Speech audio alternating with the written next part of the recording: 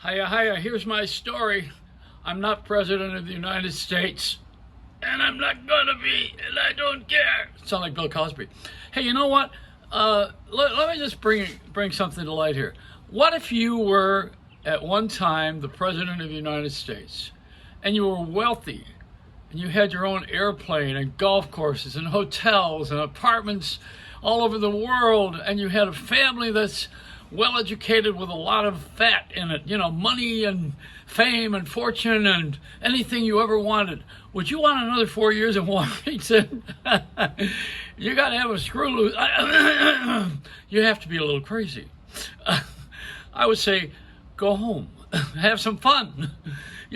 He's not using Camp David. He's not using the presidential yacht, which I don't think we have that anymore, the Sequoia. He's not using the Air Force One. He's probably got mileage on that from all the miles he has. He can use it anytime he wants, flip him the keys to the White House if he wants to throw a weekend party. But you know what? There was a fire in Washington this morning, and it says at the Washington House, and I was waking up out of a fog, and I'm thinking, I just hope they didn't try to burn the White House. It was Denzel Washington's house that had a fire in it. He's fine.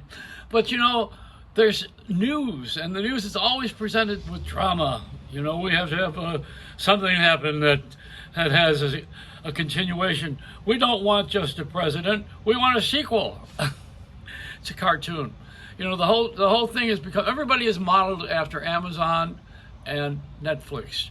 We ought to be modeled after goodness, kindness, but yeah, that's a little bit too visceral, is that what they call it? Visceral. I love that word. I don't know what it means.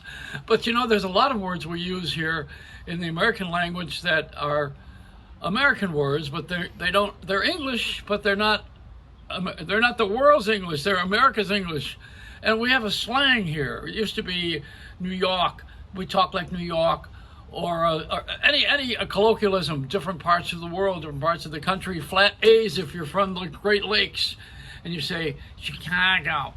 But if you are from the South, it seems like everybody is talking about, they're starting to talk like Steve Harvey, it's very good to be here, everybody.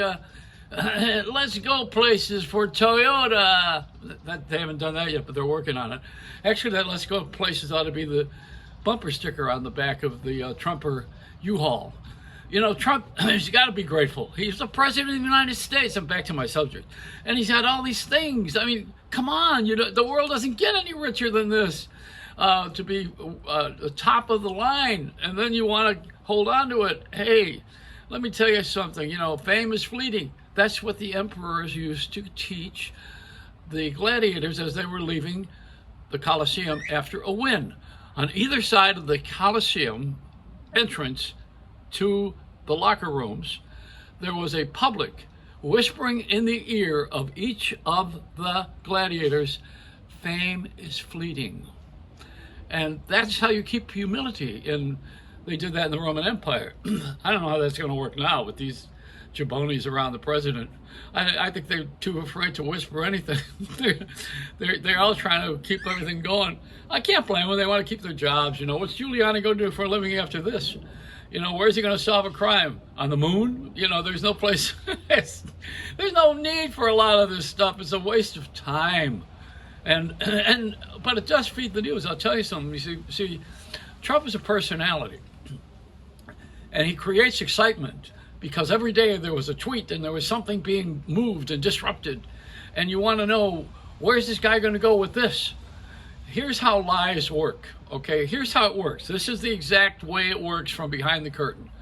First you tell a lie, and then you tell another lie to cover it up, and then you try to figure out how you're going to get out of the lie. That's the third part. So the fun and entertainment from a liar is watching them get out of it. That's the third part. We know people lie. We know they lie about lying. But how's he going to get out of this one? That's what we say to people. I love the drama, but not so much of it. I think we've had too much. This whole virus is throwing everybody off anyway. We have social conditions, social networking. People are putting people on the air who have no talent, no reason to have a show, no reason to be on the radio or television, because they think they're reaching the public that way. You know, they're acting like it's a democracy, as everybody can do this and everybody can do that. Well, you know, the truth of the matter is, you can't do something you're not equipped to do. If you're not born into something, or you don't learn the craft, or you haven't been given the gift from God or wherever your source is, you're not going to have a good life with trying to do something that doesn't belong to me, to you. I think somewhere along the line we have overextended our emotional scale in the democracy and saying, okay, I can do anything I want, I'm in a free country. The only thing that should be free here is health care. That should be free. And getting on a bus, too. I mean, what are we paying that for? Pay for taxes. But that's a whole other deal. Let's not get away from the subject. That's my story. Let's go places. It's the Joey Reynolds rap. Well, the Masters Tournament is going to be played in the dark this year. Now, that's it. Nighttime golf. What I've always liked, because now I can move the ball and no one will notice it. It's a Reynolds rap.